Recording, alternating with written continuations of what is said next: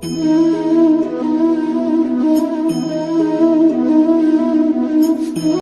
Students, કેમ છો બધા? મજામાં? આપણે લાસ્ટ ટાઈમ જ્યાં પહોંચ્યા હતા ત્યાંથી થોડાક આગળ વધીએ. ચાલો, લાસ્ટ ટાઈમ આપણે કપલની ડિસ્કશન કરી લીધેલી. ઓકે, ચાલો તો ત્યાંથી થોડીક ડિસ્કશનને આપણે આગળ વધારીએ. આપણે જે ભણ્યા હતા, તમને હોમવર્ક આપ્યું હતું, હવે યાદ કરી લ્યો. એ હોમવર્કને યાદ કરી લ્યો. આપણે કયો દીધો તો તમને પહેલાં એ વસ્તુ કીધી હતી કે ડાયપોલ છે ક્યારે સ્થાયી સંતુલનમાં હશે અથવા અસ્થાયી સંતુલનમાં હશે. તો આપણે એક વસ્તુ યાદ કરી લઈએ પહેલાં. ચાલો, આપણું ચેપ્ટર છે ચેપ્ટર નંબર 1, વિદ્યુત ભારો અને ક્ષેત્રો. ઓકે, આ આપણું ચેપ્ટર છે ચેપ્ટર નંબર 1, વિદ્યુત ભારો અને ક્ષેત્રો. ઓકે, ચાલો હવે જોજો બરોબર રીતે, ધ્યાન આપજો. એમાં આપણે ડિસ્કશન એવી કરી હતી કે સમાન વિદ્યુત ક્ષેત્રમાં ડાયપોલની વર્તણૂક આવી આપણે ચર્ચા કરેલી હતી. ઓકે, એમાં શું ભણ્યા હતા યાદ કરો. શોર્ટ એન્ડ સ્વીટમાં ડિસ્કશન કરવી છે, કોઈ આપણે લાંબો ટાઈમ બગાડવો નથી આમાં, પણ આપણે યાદ કરી લઈએ કે ક્યારે સ્થાયી સંતુલનમાં હશે ને ક્યારે અસ્થાયી. આ માઇનસ ક્યુ, આ પ્લસ ક્યુ. ઓકે, મોમેન્ટની દિશા ક્યાંથી કઈ બાજુ હશે? નેગેટિવથી પોઝિટિવ સાઈડ. આ પીની દિશા. ઓકે, અને આ ઈની દિશા. ઈ અને પી વચ્ચેનો જે ખૂણો છે એ 0 છે. એટલે એમ કીધું હતું આપણે કે આ સમયે ટોર્ક 0 થશે. સાથે સાથે એફ તો 0 હતો જ, તમને ખબર જ હશે. એટલે એફ 0 હતો અને ટોર્ક 0 છે. અને હજી એક કેસ હતો. કયો કેસ? કે જ્યારે થીટા ઇઝ ઇક્વલ ટુ 180 થાય ત્યારે. થીટા ઇઝ ઇક્વલ ટુ 180 થાય ત્યારે પણ તમને જે ટોર્ક મળતું હતું એ ટોર્ક 0 મળતું હતું, યાદ કરો. એટલે અહીંયા પીની દિશા કઈ થઈ? તો કે આ થઈ, અને આ ઈની દિશા થઈ. એટલે અહીંયા ઈ અને પી વચ્ચેનો ખૂણો આ કેસમાં થીટા ઇઝ ઇક્વલ ટુ 0 છે, અને આ કેસમાં થીટા ઇઝ ઇક્વલ ટુ 180 છે. તો કયા કેસમાં તંત્ર સ્થાયી સંતુલનમાં હશે કે અસ્થાયી સંતુલનમાં હશે? ચાલો થોડુંક વિચારો. સ્થાયી સંતુલનની વ્યાખ્યા શું છે અને અસ્થાયી સંતુલનની વ્યાખ્યા શું છે? તમને કોઈને યાદ હોય તો પહેલાં એ કહો. જો પદાર્થને, જે તંત્ર છે એ તંત્રને તમે થોડુંક ડિસ્ટર્બ કરો. હવે તમે જે રીતે ડિસ્ટર્બ કરો છો એનાથી તમે ડિસ્ટર્બ કરીને એને મૂકી દો. મતલબ કે તમે એને વિચલિત કરીને મૂકી દો. મતલબ કે તંત્ર છે એ તંત્રને થોડુંક વિચલિત કરીને મૂકી દો તમે. તો જો પાછો એ પોતાના મૂળ સ્થાને આવવાનો પ્રયત્ન કરે. મૂળ સ્થાનનો મતલબ શું થયો? કે સપોઝ આ રીતના જે તંત્ર રહેલું છે, બરોબર, આ રીતના જે ડાયપોલ રહેલી છે. હવે આ ડાયપોલને તમે અહીંથી આ રીતના ડિસ્પ્લેસ કરો. હાલો, કઈ રીતના ડિસ્પ્લેસ? જેવી થોડીક ડિસ્પ્લેસ કરીને તમે મૂકી દો, જો એ પાછી ડાયપોલ મૂળ સ્થાને આવી જાય. મૂળ સ્થાન કયું હતું? હતી આ રીતે. ઓકે, અહીંથી તમે ડિસ્પ્લેસ આમ કરી, જો પોતાના મૂળ સ્થાને આવી જાય એટલે વળી પાછી આ રીતના થઈ જાય, તો એ ડાયપોલ કેવા સંતુલનમાં છે? એ જગ્યાએ સ્થાયી સંતુલનમાં છે. પણ તમે એને અહીંથી આમ ડિસ્પ્લેસ કરો અને સીધી શું થઈ જાય? તમે જે બાજુ ડિસ્પ્લેસ કર્યું છે એ જ બાજુ આખી ફરી જાય, તો એ કેવા સંતુલનમાં છે? અસ્થાયી સંતુલનમાં છે. યાદ કરો, સંતુલન બે રીતે થઈ શકતા હતા. મેં કીધું હતું તમને, કદાચ જો યાદ હોય છઠ્ઠા ચેપ્ટરમાં. તો એક બાઉલ છે, બાઉલની નીચે, બાઉલના તળિયા ઉપર એક દડો રાખેલો છે. આ પણ સંતુલનમાં કહેવાય ને એ જ બાઉલ ઊંધું હોય, અને ટોપ ઉપર દડો રાખેલો હોય, આ પણ સંતુલનમાં કહેવાય. પણ બંને સંતુલનમાં ફેર છે. શું ફેર છે? તો કે અહીંથી તમે આને સ્લાઇટલી ડિસ્પ્લેસમેન્ટ કરશો તો વળી પાછો પોતાના મૂળ સ્થાને આવવાનો પ્રયત્ન કરશે, અને અહીંથી તમે આને સ્લાઇટલી ડિસ્પ્લેસમેન્ટ કરશો તો સીધો નીચે ઉતરી જશે. રેડી? તો એ જ વસ્તુ હવે અહીંયા વિચારો શું થશે. તમે અહીંથી આ ડાયપોલને ડિસ્પ્લેસમેન્ટ આપો છો. ચાલો, ડાયપોલને હું ડિસ્પ્લેસ કરું. અત્યારે આ રીતના ડાયપોલ રહેલી છે, એની જગ્યાએ આપણે ડાયપોલને આ રીતે કરી નાખી. ચાલો, એટલે આ પ્લસ ક્યુ અને આ માઇનસ ક્યુ. એટલે મેં ડાયપોલને કઈ રીતના આપ્યું? આ રીતના. એટલે મારું ડિસ્પ્લેસમેન્ટ છે એને હું બ્લેક પેન વડે દેખાડું છું. મતલબ કે મેં જે ડાયપોલને વિચલિત કરેલી છે એ દિશા આ છે. આ દિશામાં મેં ડાયપોલને વિચલિત કરી. હવે જેવું મૂકો એટલે થશે શું બેટા? વિચારો જોઈએ. આ ડાયપોલ ઉપર બળ લાગવાનું ચાલુ થશે. પ્લસ ક્યુ ઉપર આ દિશામાં બળ QE, અને આના ઉપર લાગતું બળ, આના ઉપર લાગતું બળ કઈ દિશામાં? ઓપોઝિટ ડિરેક્શનમાં. એટલે QE આ બાજુ અને એક QE આ બાજુ. વિચારો, એટલે થશે શું? તો કે એક ફોર્સ તમે જેવું અહીંથી આમ ડિસ્પ્લેસ કરો છો, એક બળ આમ લાગે છે, એક બળ આમ લાગે છે. જેવું મૂકશો એટલે શું થશે? આ બે બળો શું કરશે? કાલે જ ભણ્યા આપણે, લાસ્ટ સેશનમાં ભણ્યા. શું થાય? તો કે ટોર્ક ક્રિએટ કરે, કપલ ક્રિએટ કરે. વિચારો, એટલે શું થશે? આ આમ, ઓલી બાજુ, એટલે સીધી વળી પાછી આમ આવી જશે. મતલબ શું થયો? કે હતી ડાયપોલ આ રીતના, અહીંથી તમે એને આમ ડિસ્પ્લેસ કર્યું, તમારું તમે જે વિચલન કરવાની દિશા છે એ આ વિચલન કરવાની દિશા છે, તમે એને અહીંથી આમ વિચલન કરી છે, હવે જેવું તમે મૂકશો એટલે શું થશે, આ બાજુ ખેંચાશે, ઓલી બાજુ, એટલે થશે શું, વળી પાછી આમ આવી જશે. મતલબ કે તમે જે વિચલન કરો છો એનાથી ઓપોઝિટ ડિરેક્શનમાં એના ઉપર શું લાગશે, તો કે ટોર્ક લાગશે. ટોર્ક લાગવાનું કારણ એટલે બોલું છું કારણ કે એ ચાક ગતિ કરે છે. તો તમારું ટોર્ક કઈ બાજુ છે, તમે જે ટોર્ક આપ્યું એ ટોર્ક કઈ બાજુ આપ્યું હતું, એન્ટી ક્લોકવાઇઝ છે. જો તમારું ટોર્ક તમે અહીંથી આમ કર્યું છે, તમારું ટોર્ક એન્ટી ક્લોકવાઇઝ છે, અને તમે જેવું મૂકો છો એટલે એના ઉપર લાગતું ટોર્ક ક્લોકવાઇઝ છે. મતલબ તમે અહીંથી આમ કર્યું અને એ પાછું કેમ થઈ ગયું, તો કે પાછું પોતાની મૂળ સ્થિતિ આવી ગયું. મતલબ કે જ્યારે થીટા ઇઝ ઇક્વલ ટુ 0 થશે ત્યારે ઈ ડાયપોલ કેવા સંતુલનમાં છે એમ કહેવાય, સ્થાયી સંતુલનમાં છે તેમ કહેવાય. હજી બીજી ઘણી બધી રીતે હું આ વસ્તુ પ્રૂવ કરી શકીશ, પણ અત્યારે કરવું નથી. અત્યારે અન્ડરસ્ટેન્ડિંગ ઉપરથી સમજવું જરૂરી છે. એવી જ રીતે અહીંયા વિચારો, હવે અહીંયા તમે આ જ વસ્તુ જે અહીંયા કરી છે એ જ અહીંયા કરવાની છે. હાલો હવે વિચારજો, અને શું કરવું છે, આપણે ડિસ્પ્લેસમેન્ટ કરવી છે. આમાં જેમ ડિસ્પ્લેસમેન્ટ કરી છે એમ જ કરો. ચાલો આ રીતે ડિસ્પ્લેસમેન્ટ કરી, આ માઇનસ ક્યુ અને આ પ્લસ ક્યુ. હવે શું થાય વિચારો જોઈ, તમે એને કઈ રીતના વિચલિત કરી છે, એન્ટી ક્લોકવાઇઝ. એન્ટી ક્લોકવાઇઝ એટલે વિષમ ઘડી દિશામાં તમે એને વિચલિત કરી છે. ચાલો તો શું થશે, જેવું તમે અહીંથી એના વિચલન કરશો તો માઇનસ ઉપર લાગતું ફોર્સ કઈ ડિરેક્શનમાં છે, માઇનસ ઉપર લાગતું ફોર્સ આ ડિરેક્શનમાં છે, આ ક્યુઈ છે, અને આ પ્લસ ઉપર લાગતું ફોર્સ આ દિશામાં છે. શું થશે બેટા વિચારો જોઈ, થોડુંક લોજિક આખો. હવે તમારો મગજ મારે જોઈએ છે, મગજ કામ કરતો હશે તો જ હાલશે, બરોબર. આ રીતના રહેલું હતું. હવે આમ જેવું તમે આમ કરો છો તો આના ઉપર ફોર્સ આમ લાગે છે, અને આના ઉપર ફોર્સ આમ લાગે છે, આના ઉપર ફોર્સ આમ, આના ઉપર ફોર્સ આમ, તો ઓબ્વિયસ છે સીધે આ ફરી જશે. મતલબ કે થીટા ઇઝ ઇક્વલ ટુ 180 ના એંગલ માટે જે ડાયપોલ છે એ કેવા સંતુલનમાં છે, અસ્થાયી સંતુલનમાં. રેડી? એટલે theta is equal to 0 degree માટે ડાયપોલ સ્થાયી સંતુલનમાં છે, અને theta is equal two 180 degree માટે ડાયપોલ અસ્થાયી સંતુલનમાં છે. આ વસ્તુ ક્લિયર હોવી જરૂરી છે. ઓકે, ચાલો હવે આપણે આગળ વધીએ. હવે આપણે એ ડિસ્કશન કરવું છે કે ડાયપોલને કોઈ એક એંગલમાંથી ડાયપોલને બીજા એંગલમાં લઈ જવા માટે કરવું પડતું કાર્ય ખૂબ જ અગત્યનો એક ટોપિક છે, અને એના ઉપરના MCQ તમને ગુજકેટમાં પણ પૂછાવાની શક્યતા છે. ગુજકેટમાં પૂછવાની શક્યતા વધારે, નીટમાં પણ પૂછાઈ ગયેલા છે પણ ઓછા પૂછાય. રેડી? ચાલો હવે આપણે આગળ વધીએ.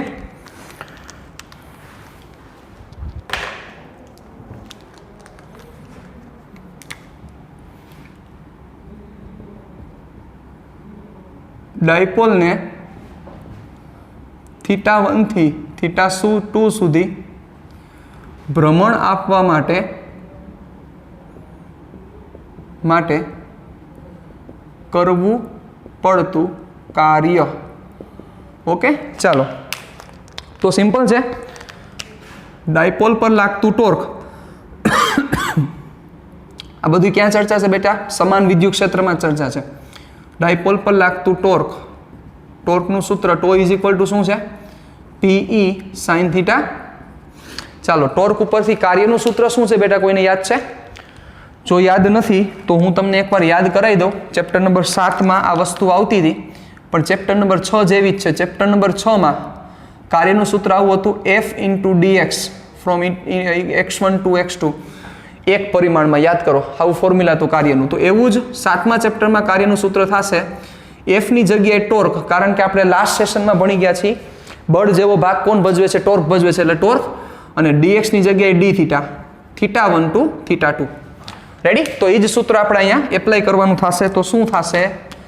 ચલો, કાર્ય that is W is equal to integration to d θ1 to θ2. ચાલો વેલ્યુ મૂકો એટલે આપણો આન્સર આવવાનું ચાલુ થાય.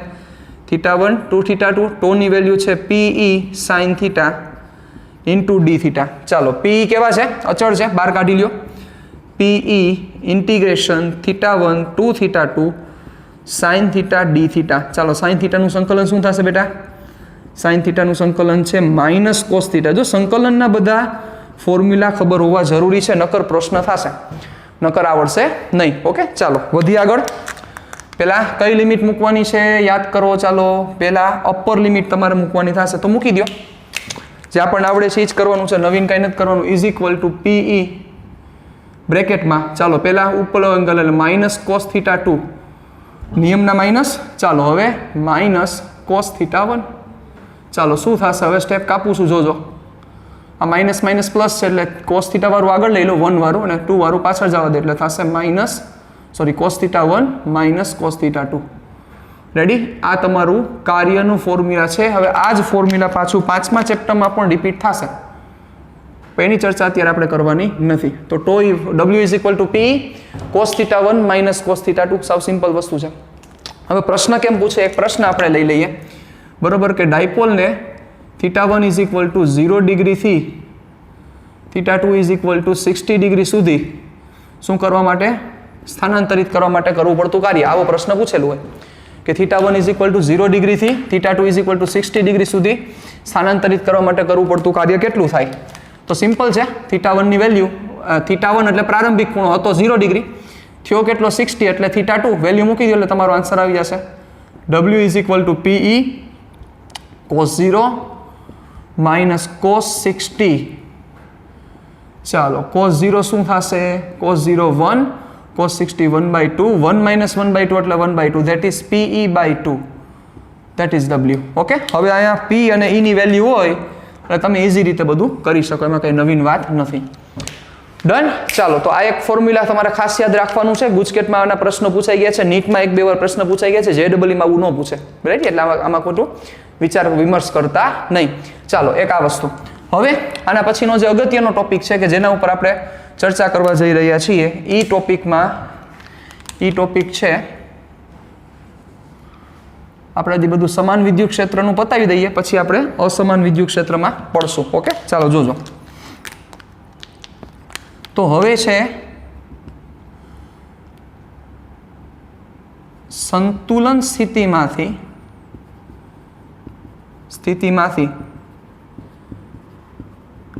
ડાયપોલને સૂક્ષ્મ વિચલન આપતા જોવા મળતી SHM એટલે કે યાદ આવી ગયું સઆગ જોવા મળતી સઆગ સંતુલન સ્થિતિમાંથી ડાયપોલને સૂક્ષ્મ વિચલન આપતા જોવા મળતી SHM એટલે સરળ આવર્ત ગતિ ચાલો વિચારીએ સંતુલન સ્થિતિ એટલે ઓબ્વિયસ છે સ્થાયી સંતુલન જ હોય અસ્થાયી સંતુલનમાં તો આખી ફરી જાય છે એટલે તો કાંઈ શક્યતા નથી ચાલો જોજો બરોબર બેટા તો પહેલા આપણે સમાન વિદ્યુત ક્ષેત્ર હું ડ્રો કરી નાખું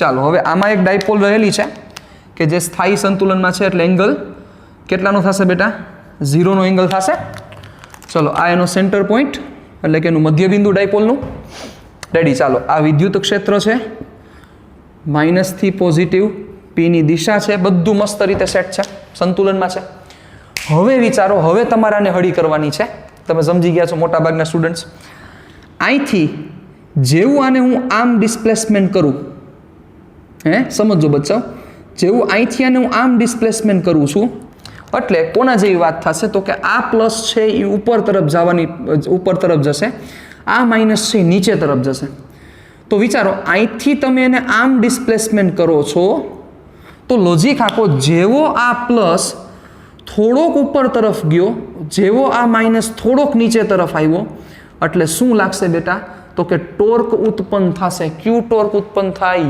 બળ યુગ્મવાળું શું કામ તમને એમ થાય કે સર અહીંયા કેમ ઉત્પન્ન નથી થતું ન થાય બેટા વિચારો આ બળ બંને બળો એક જ દિશામાં છે આ ક્યુવી અને આ માઇનસ ક્યુવી રેડી હવે વિચારો કલ્પના કરો કે જેવું આને તમે આમ કરશો એટલે આ ક્યુવી ઉપર જશે આ માઇનસ ક્યુવી નીચે આવશે અત્યારે આ જે બળ છે એ એક જ રેખા પરના છે અને એક રેખસ્થ બળ હોય એ બળ યુગ્મ ક્રિએટ ન કરે લાસ્ટ સેશનમાં આપણે ચર્ચા કરી ગયા એટલે હવે વિચારો શું થશે આ પ્લસ ક્યુને તમે ઉપર લઈ જાઓ આ માઇનસ ક્યુને જેવો નીચે લઈ જાઓ એટલે શું થાય જોજો થોડી કલ્પના કરજો બહુ મસ્ત છે આખો ટોપિક સમજવા જેવો છે આ ક્યુવી અને આ ક્યુવી રેડી અત્યારે આમ છે જો બંને એક જ દિશામાં છે જેવું તમે એને આમ રોટેટ કરશો એટલે આ ક્યુવી ને આ માઇનસ ક્યુવી આમ આવશે વિચારો આવ્યું વિચારો એટલે આ ક્યુવી આમ લાગે છે આ માઇનસ ક્યુ આમ લાગે ને હવે બે વચ્ચે લંબ અંતર છે જોવો આ લંબ અંતર હવે એના લીધે શું થાય તો કે અહીંથી તમે જેવું એને આ રીતના રોટેટ કરો છો એટલે આ લંબ અંતર આવવાને લીધે શું થશે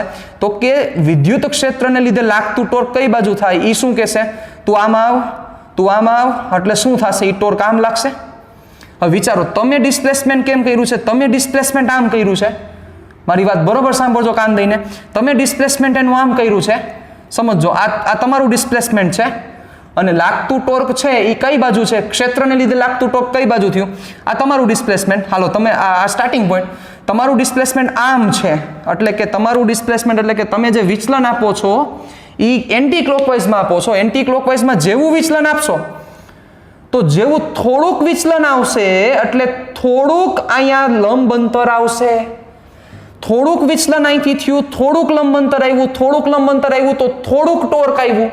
કોને લીધે ટોર્ક આવ્યું? આ વિદ્યુત ક્ષેત્રને લીધે ટોર્ક આવ્યું.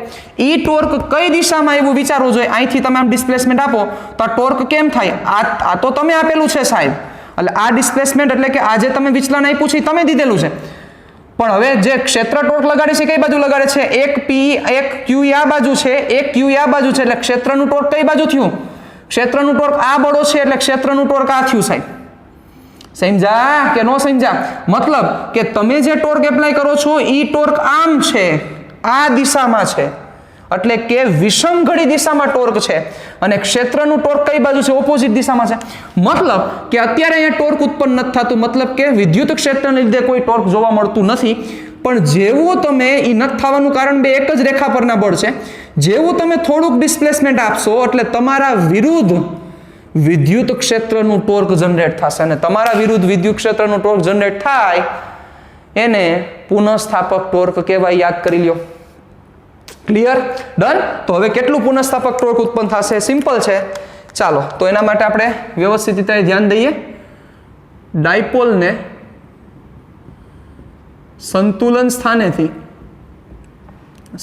સ્થાનેથી સૂક્ષ્મ વિચલન આપતા વિદ્યુત ક્ષેત્રને લીધે ઉત્પન્ન થતું ટોર્ક વિચલનનો વિરોધ કરે છે. શું કરે છે? તમારે આવું બધું લખવાની જરૂર નથી, પણ અત્યારે તમને સમજાય એના માટે આ બધી વસ્તુ લખું છું. વિચલનનો શું કરે છે? વિરોધ કરે છે. તેથી લાગતું પુનઃસ્થાપક ટોર્ક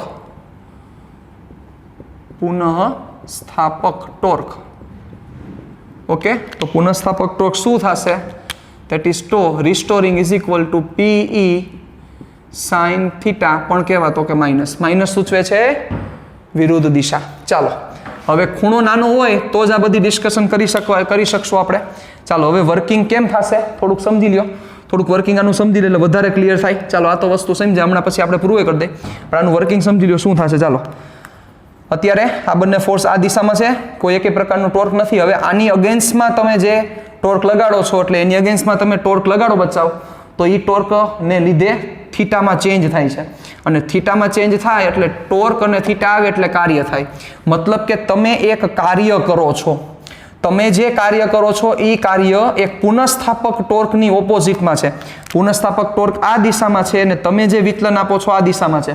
મતલબ તમારું જે કાર્ય છે એ પુનઃસ્થાપક ટોર્કની અગેન્સ્ટમાં જાય છે. તમારું જે કાર્ય છે એ પુનઃસ્થાપક ટોર્કની અગેન્સ્ટમાં છે ને તમારું કાર્ય પુનઃસ્થાપક ટોર્કની અગેન્સ્ટમાં હોય તો તમારા દ્વારા થયેલું કાર્ય સ્થિતિ ઉર્જામાં કન્વર્ટ થાય. યાદ કરો, બધી વસ્તુ મેં ભણાવેલી છે. હવે જેવું સ્થિતિ ઉર્જામાં કન્વર્ટ થાય એટલે થોડુંક તમે આને વિચલન આપીને મૂકશો, જેવું સ્થિતિ ઉર્જામાં કન્વર્ટ થાય. શું કામ સ્થિતિ ઉર્જામાં કન્વર્ટ થાય? તંત્ર પોતે સ્થાયી નથી. સ્થાયી અહીંયા હતો, ત્યાંથી તમે ડિસ્પ્લેસ કર્યો એટલે ઓબ્વિયસ છે સ્થિતિ ઉર્જામાં કન્વર્ઝન થયું. જેવું મૂકશો એટલે સ્થિતિ પાછી કેમાં કન્વર્ટ થશે? ગતિમાં. એટલે ધીરે ધીરે આ જે ડાયપોલ કે જેને તમે વિચલન કરીને અહીંયા સુધી પહોંચાડેલી હતી,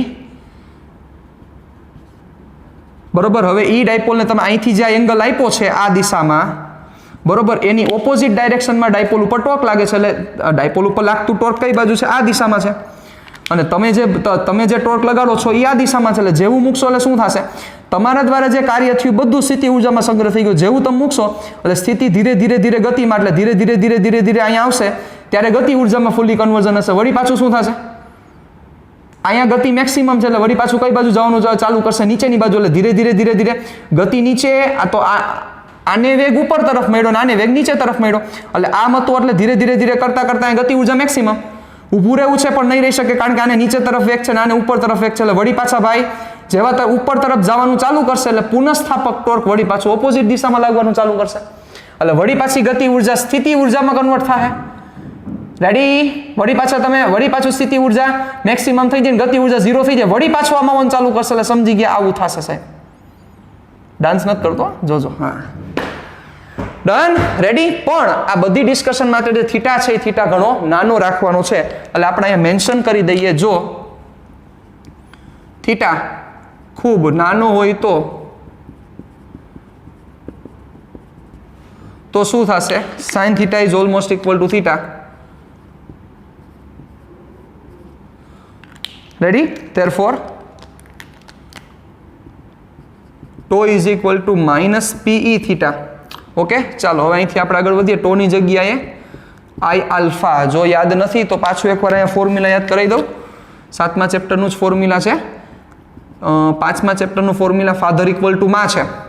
એવી જ રીતે ટોર્કનું ફોર્મ્યુલા છે એમની જગ્યાએ આવી જાય આઈ. આઈ એટલે શું થશે? વિદ્યુત પ્રવાહ નહીં, આઈ એટલે છે જડત્વની ચાક માત્રા જચા, અને એની જગ્યાએ આવી જાય આલ્ફા. આલ્ફાનો મતલબ થાય કોણીય પ્રવેગ.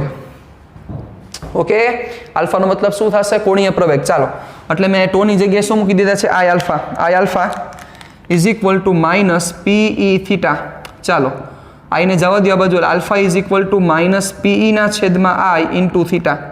ચલો, આલ્ફા છે એ શું છે બેટા? થીટાનું 2 વાર વિકલન છે.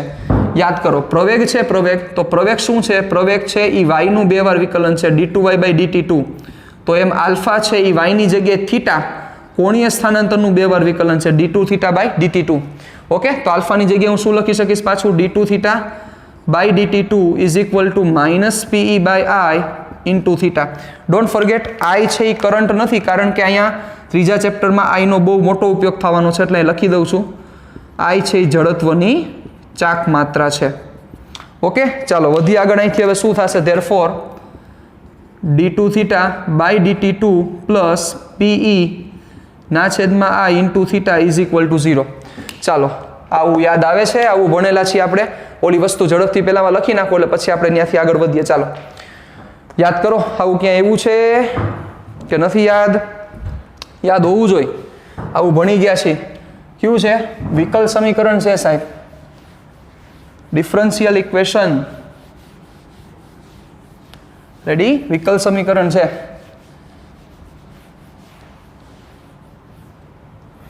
ચાલો, તો હવે આને અહીંયા લખી દઉં બાજુમાં, એટલે તમને વિકલ સમીકરણ યાદ આવી જાય ને.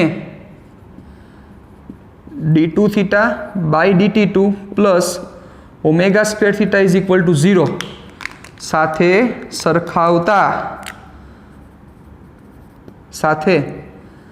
સરખાવતા કેનું છે? યાદ છે? કોણીય સરળાવત ગતિનું વિકલ સમીકરણ છે, ચેપ્ટર નંબર 14 દોલન. કોણીય સઆગનું સમીકરણ. ઓકે, ચાલો, તો આ તો બે છે જ, સેમ જ છે. હવે કોણ મેઇન હોય? તમને ખબર જ છે, ઓમેગા સ્ક્વેર મેઇન હોય. તો ઓમેગા સ્ક્વેર શું થશે? થીટાની બાજુ જે છે એ ઓમેગા સ્ક્વેર. ચાલો, તો મૂકો. Therefore omega square is equal to PE by I. Therefore omega is equal to under root PE by I. ખૂબ જ ઇમ્પોર્ટન્ટ ફોર્મ્યુલા છે. હવે અહીંથી હું ટીમાં જાઉં છું. Omega is equal to 2 by T is equal to under root PE by I. Therefore T is equal to 2 under root I ના છેદમાં PE. આ તમારું ફોર્મ્યુલા છે કે જે ફોર્મ્યુલા તમારે પરફેક્ટ ક્લિયર કરવાનું છે, એક પણ પ્રકારની મિસ્ટેક વગર. T is equal to 2 under root I by PE. Okay, હવે સપોઝ તમને આ યાદ નથી રહેતું ને, તો કોઈ ઇશ્યુ નથી. તમને આ વસ્તુ યાદ રહેવી જોઈએ, કારણ કે આ આખો ટોપિક પાછો 5મા ચેપ્ટરમાં આવવાનો છે. કોપી ટુ કોપી કાંઈ ફેર નહીં આવે. અહીંયા P ની જગ્યાએ M આવશે, અહીંયા E ની જગ્યાએ B આવશે, I ના I એમ જ આવશે. આ વસ્તુ યાદ રાખી લેવા. અહીંથી તમારે સપોઝ જો આવર્તકાળમાં જવું છે તો પણ જઈ શકો, અહીંથી તમારે આવૃત્તિમાં જવું છે તો પણ જઈ શકો, બધી જગ્યાએ જઈ શકો. એટલે આ યાદ રાખવું જરૂરી નથી, પણ આ યાદ રાખવું જરૂરી છે. એટલે એ ફોર્મ્યુલા ખૂબ જ ઇમ્પોર્ટન્ટ છે. આ યાદ રહી જાય તો બહુ બેટર છે, બાકી ઓલું ફોર્મ્યુલા યાદ રાખવું ઘણું જરૂરી છે. ઓકે, તો આ વસ્તુને થોડીક ધ્યાનમાં રાખજો. ચાલો, ઓકે, તો આ વસ્તુ જે આપણે ચર્ચા કરતા હતા કે સંતુલન સ્થિતિમાંથી ડાયપોલને સૂક્ષ્મ વિચલન આપતા જોવા મળતી એ સરળાવત ગતિ અને એનો આવર્તકાળ. આ આવર્તકાળનું સૂત્ર છે તમારે મસ્ત રીતે, અને આ ફોર્મ્યુલા તો ખાસ યાદ રહેવું જોઈએ. ડન. ચાલો ઝડપથી આ પૂરું કરી નાખો. પછી આપણે જે વર્તણૂક જોવી છે એ ડાયપોલની અસમાન વિદ્યુત ક્ષેત્રમાં વર્તણૂક જોવી છે. ચાલો રેડી, આખું કમ્પ્લીટ કરી નાખો. ચાલો ડન. ચાલો હવે હું ઉડાડી દઉં આને, પછી આગળ વધીએ આપણે.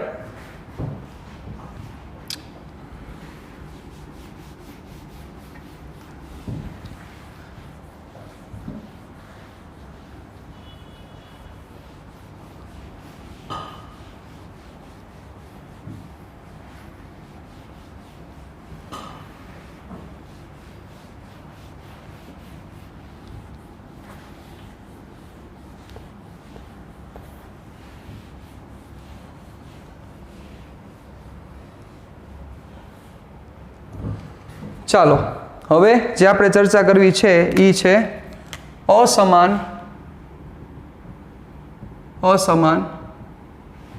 વિદ્યુત ક્ષેત્રમાં ડાયપોલની વર્તણૂક. અત્યાર સુધી જે ચર્ચા હતી એ કેમાં હતી? સમાન વિદ્યુત ક્ષેત્રમાં ડાયપોલની વર્તણૂક. ઓકે, હવે છે અસમાન વિદ્યુત ક્ષેત્રમાં. બહુ સિમ્પલ ટોપિક છે, તમે હમણાં સમજી જશો. ચાલો, અસમાન વિદ્યુત ક્ષેત્ર, સપોઝ આ રીતનું કોઈ ઇલેક્ટ્રિક ફિલ્ડ મેન્ટેન થાય છે.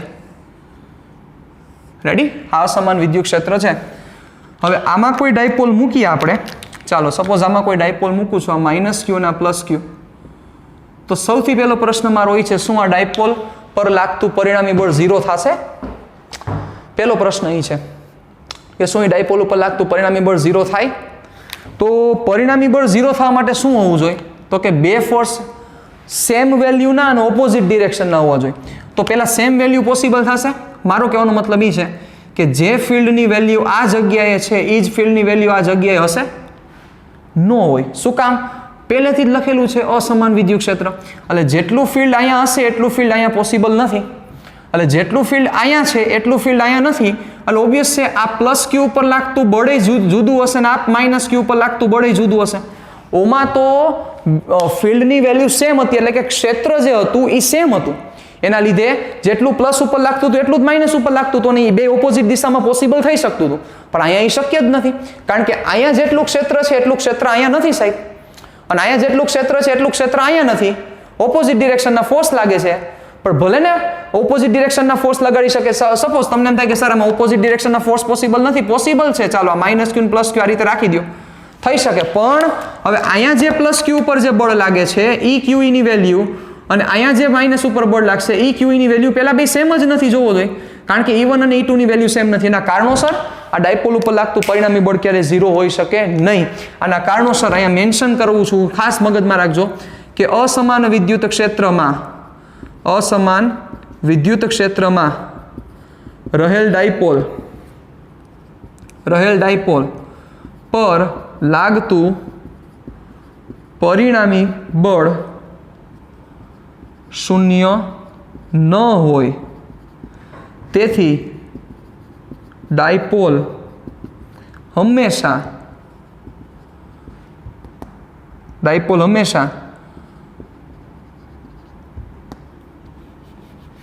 ને કાઢી નાખીએ. ડાયપોલ રેખીય સંતુલનમાં ન હોઈ શકે. બરોબર? અથવા ન હોઈ શકે એના કરતાં પણ સારો શબ્દ લખીએ, રેખીય સંતુલનમાં ન જ હોય. આ વધારે બેટર છે.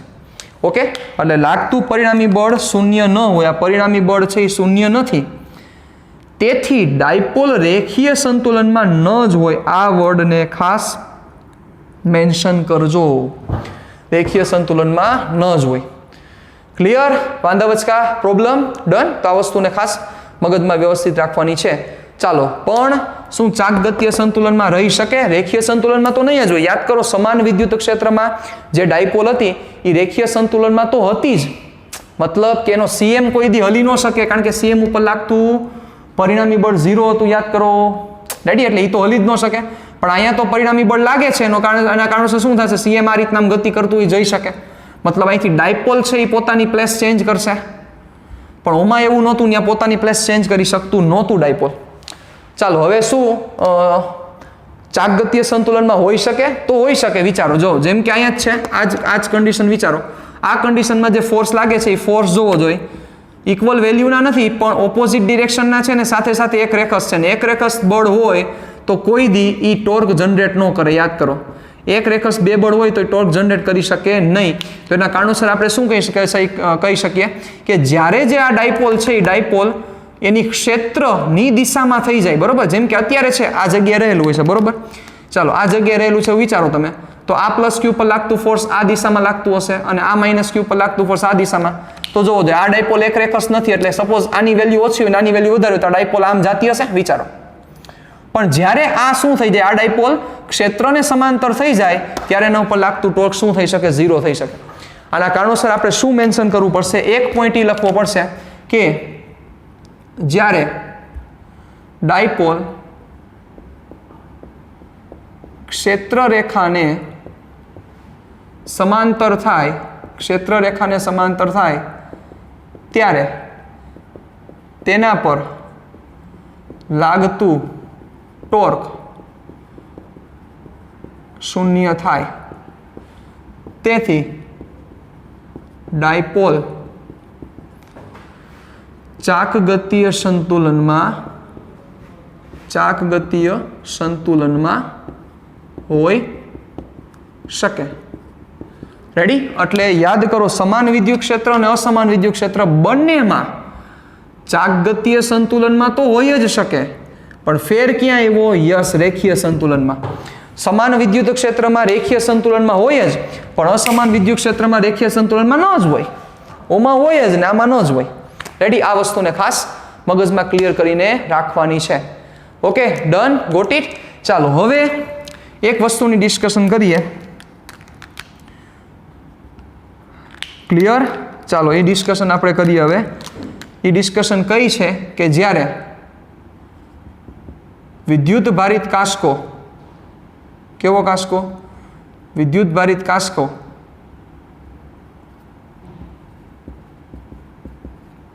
વિદ્યુત ભારિત કાસ્કાને કાગળની નજીક લાવતા તે કાગળને આકર્ષે છે. સમજાવો. રેડી? વિદ્યુત ભારિત કાસ્કાને કાગળની નજીક લાવતા તે કાગળને આકર્ષે છે, કાગળ એની તરફ ખેંચાય છે. આનું કારણ સમજાવો. ચેપ્ટરના સ્ટાર્ટિંગ જ્યારે થયું હતું ત્યારે મેં કીધું તો આના વિશે આપણે જે ડિટેલમાં ડિસ્કશન કરવાના છીએ એ વસ્તુની આ ચર્ચા છે. ચાલો, તો આ વસ્તુ તમારે સમજાવવાની છે. કઈ રીતે એવું થાય છે એ વસ્તુ તો સમજી ગયા. સપોઝ આ આપણો મારો કાસ્કો છે, આ કાસ્કાથી આપણે મોરવીએ. હવે ઓરવશું એટલે શું થશે? સૂકાવાળ હશે એટલે આ કંઈક પોઝિટિવ ચાર્જ બને, વળી આ નેગેટિવ ચાર્જ બને. Got it? એ બધાને ખબર જ છે. બરોબર? એ નજીક લઈ આવવું તો શું થાય? આકર્ષણ થાય, એ તો ખબર જ છે.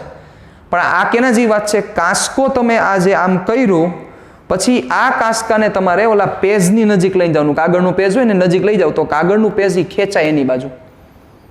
થ્યુ લાઇટ? મેજિક જેવી વસ્તુ છે. એટલે કોના જેવી વાત થઈ? હજી એકવાર તમને સમજાવું ડિટેલમાં એટલે વધારે ક્લિયર થાય.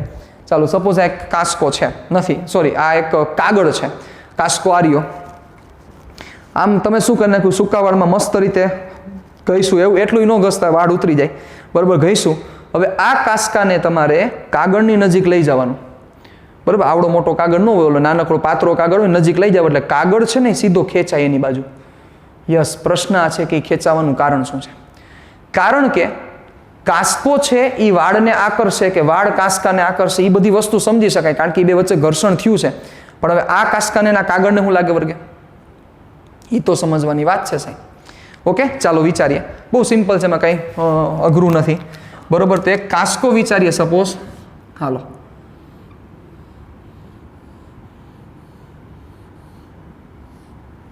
રેડી? આ કાસ્કો છે, આવો ન હોય પણ આપણે વિચારીએ છીએ. હવે આ કાસ્કાને તમે જ્યારે વાળ સાથે ઘસો છો એના કારણોસર સપોઝ અહીંયા કોઈ ચાર્જ આવ્યો, બિંદુવત બહુ સૂક્ષ્મ ચાર્જ આવેલો છે. હવે બચાવ આ જે બિંદુવત સૂક્ષ્મ ચાર્જ આવ્યો, સપોઝ એનું ક્ષેત્ર +Q જેવું આપણે માની લઈએ. બરોબર? તો એના લીધે શું થશે? તો કે આ બિંદુવત વિદ્યુતભારને લીધે ઉત્પન્ન થતું અસમાન વિદ્યુત ક્ષેત્ર આ રીતના ઉત્પન્ન થાય. વિચારો જોઈએ બધી દિશામાં. બરોબર? હવે આ જે અસમાન વિદ્યુત ક્ષેત્ર ઉત્પન્ન થયું હવે આની નજીક કાગળ આવે તો કાગળ છે એ તો ન્યુટ્રલ છે, બરાબર ને? કાગળ છે એ કેવો છે તો કે કેવો અણુ હોય? અધ્રુવીય અણુ હશે. હવે અધ્રુવીય અણુ હોવાને લીધે શું થાય? અધ્રુવીય અણુનું યાદ કરો, આપણે સમજાવેલું હતું કે જે પોઈન્ટ ઉપર પ્લસ છે એ જ પોઈન્ટ ઉપર માઇનસ છે, એને અધ્રુવીય અણુ કહેવાય. તો શું થાય? એવી જ વસ્તુ અહીંયા બને, સમજજો બરોબર, મારી વાતને વ્યવસ્થિત ધ્યાન આપજો કે અહીંયા શું થશે તો કે જે પોઈન્ટ ઉપર પ્લસ છે એ જ પોઈન્ટ ઉપર માઇનસ, એવું એક અધ્રુવીય અણુ અહીંયા વિચારો. હવે શું થાય તો સિમ્પલ વસ્તુ છે કે જેવું અહીંયા ફિલ્ડ આ ક્રિએટ થશે, ચાલો જોજો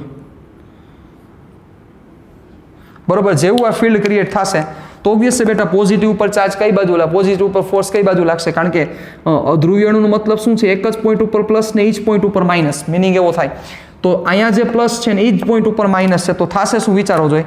આ પ્લસ ઉપર ફોર્સ કઈ દિશામાં લાગશે? ક્ષેત્રની દિશામાં. એટલે આ જે પ્લસ છે એના ઉપર ક્ષેત્રની દિશામાં બળ લાગ્યું, અને આ જે માઇનસ છે એના ઉપર ક્ષેત્રની વિરુદ્ધ દિશામાં બળ લાગ્યું.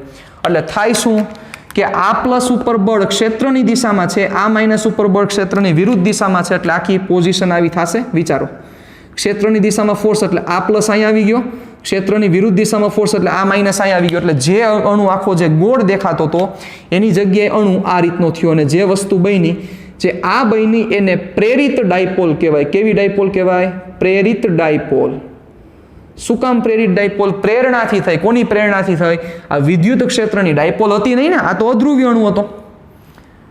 ડાયપોલ હતી નહીં પણ ડાયપોલ બની. એ બનવાનું શું કારણ છે? એ બનવાનું કારણ આ વિદ્યુત ક્ષેત્ર. હવે શું થાય? હવે તમને જો લોજિક હાલતું હોય તો મને વિચારીને જવાબ દેજો કે આ માઇનસ ઉપર જે લાગતું ફોર્સ છે અને આ પ્લસ ઉપર લાગતું ફોર્સ બે સેમ નહીં હોય, કારણ કે અસમાન વિદ્યુત ક્ષેત્ર છે. હવે આ માઇનસ ઉપર લાગતું ફોર્સ કેટલું હશે? વધારે હશે, કારણ કે એ પ્લસ ક્યુથી નજીક છે. એટલે આ માઇનસ ઉપર લાગતું ફોર્સ વધારે, આ પ્લસ ઉપર લાગતું ફોર્સ ઓછું, એટલે આના ઉપર લાગતું નેટ ફોર્સ ઉપરની તરફ થાય સાહેબ. આના કારણોસર જે નેટ ફોર્સ ઉપરની તરફ લાગે છે એના કારણોસર આ કાગળનો જે ટુકડો છે એ કાંસકા બાજુ ખેંચાય છે. યાદ કરો થેલ્સે શું જોયું હતું કે જ્યારે કાચના સળિયાને રેશમના કાપડ સાથે ઘસવામાં આવે અને પછી એને ઘાસના તણખલાની નજીક લઈ જવામાં આવે તો તણખલું ખેંચાય છે. એનું કારણ આ છે કે વસ્તુ શું બને છે? અધ્રુવીય અણુ છે. અધ્રુવીય અણુમાં પોઝિટિવ ને જે નેગેટિવ રહેલા છે એ પોઝિટિવ ને નેગેટિવને જેવા ક્ષેત્રમાં મૂકો એટલે પોઝિટિવ ઉપર ફોર્સ અને નેગેટિવ ઉપર ફોર્સ લાગે છે. અને એ ફોર્સને લીધે શું થાય તો કે પ્રેરિત ડાયપોલ ઉત્પન્ન થાય. અને આ પ્રેરિત ડાયપોલ ઉત્પન્ન થવાને લીધે શું થશે તો કે આ માઇનસ અને આ પ્લસ ઉપર બે સેમ ફોર્સ નથી લાગતા. આના ઉપર વધારે ફોર્સ લાગે છે, કારણ કે ક્ષેત્ર પ્લસ ક્યુથી નજીક છે અને આના ઉપર લાગતું ફોર્સ ઓછું છે. એટલે થાય શું તો કે નેટ ફોર્સ ઉપરની તરફ લાગે, એટલે ઓબ્વિયસ આખું પોર્શન કાંસકા બાજુ શું થશે? ખેંચાશે. પણ આખી બુકું ન ખેંચાય હો, જોજો પાસે. બાકી ઓલી બુક લઈને જાય પછી એમ કે સાહેબ આમાં તો એક પતું ઊભું નથી થતું. એમ ન થાય, કારણ કે આ જે બળ છે એ બળ નિર્બળ હોય, પણ એટલું તો સફિશિયન્ટ હોય, એટલે કે એટલું તો પૂરતું હોય કે જે એક પેજને શું કરી શકે? ખેંચી શકે. પણ આખી બુક ન ખેંચાય. ઓકે, એટલે આ વસ્તુ પાછી મગજમાં ન. બરી વાત શું કે 200 પેજ છે તો 200 પેજમાં બધાયમાં આવી ડાયપોલ ઉત્પન્ન થાય, બધાય ખેંચે? ન થાય, કારણ કે એ ક્ષેત્ર એટલું પ્રબળે ન હોય કે બધી આવડી ડાયપોલ ઉત્પન્ન કરી શકે. જે નજીક હોય બરોબર ન્યા ડાયપોલ ઉત્પન્ન કરે ને એ પેજને ખેંચે આખું. ઓકે, આ એનું કારણ છે. રેડી? તો પ્રેરિત ડાયપોલને લીધે શું થાય છે તો કે નેગેટિવ અને પોઝિટિવ પર લાગતા ફોર્સ ઇક્વલ નથી. એના કારણોસર આખું પેજ કોના બાજુ ખેંચાય છે? કાંસકા બાજુ ખેંચાય છે. ઓકે, તો આજના સેશનમાં ઘણી બધી ડિસ્કશન કરી ગયા અને ડાયપોલ છે આખું કમ્પ્લીટ થઈ ગયું છે. એટલે મેં તમને લાસ્ટ સેશનમાં હજી એક હોમવર્કમાં સમ આપ્યો હતો બરોબર. હજી એક હું તમને સમ અત્યારે દઈ દઉં છું. ક્લિયર? તમારાથી થઈ જશે એટલે મારે કાંઈ કરાવવાની જરૂર પણ નહીં રહે બરોબર. કયો સમ છે હું તમને કહું છું. સ્વાધ્યાયનો છે 1.10 જે તમને આપેલો હતો અને 1.9 આ બંને તમારે પૂરા કરી નાખવાના છે. 1.9 અને 1.10 ભૂલા વગર. રેડી? સ્વાધ્યાયનો 1.9 અને 1.10 તમારે પૂરા કરવાના છે. હવે નેક્સ્ટ ટાઈમ જ્યારે મળીશું ત્યારે હવે ચેપ્ટરનો એક નવો પોર્શન આપણે સ્ટાર્ટ કરવાનો છે. ચેપ્ટર તમારું કોઈ ખાસ એવું લાંબુ નથી હવે બરોબર, પણ એક નવો પોર્શન સ્ટાર્ટ કરવાનો છે જેની ચર્ચા નેક્સ્ટ ટાઈમ કરશું. Thank you.